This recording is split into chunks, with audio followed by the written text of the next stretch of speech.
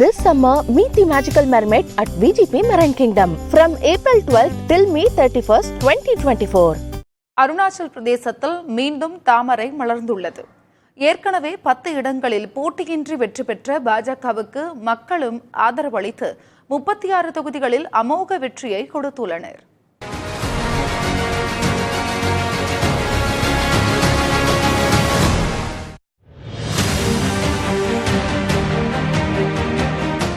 மக்களவைத் தேர்தலோடு அருணாச்சல் பிரதேசம் சட்டமன்ற தேர்தலுக்கான வாக்குப்பதிவு நடைபெற்றது.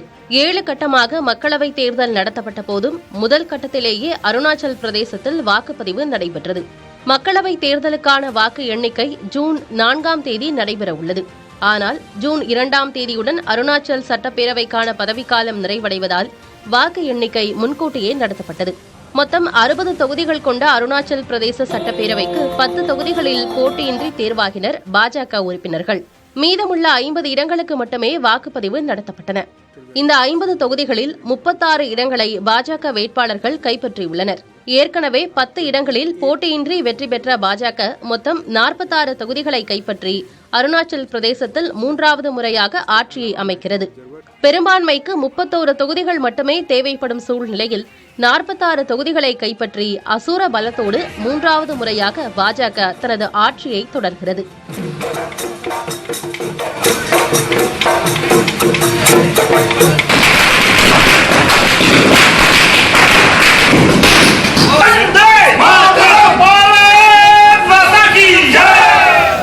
மற்ற கட்சிகளான தேசிய மக்கள் கட்சி 5 இடங்களையும், தேசியவாத காங்கிரஸ் கட்சி 3 இடங்களையும், காங்கிரஸ் மற்றும் அருணாச்சல் மக்கள் கட்சி தலா 1 இடத்தையும் கைப்பற்றியுள்ளன.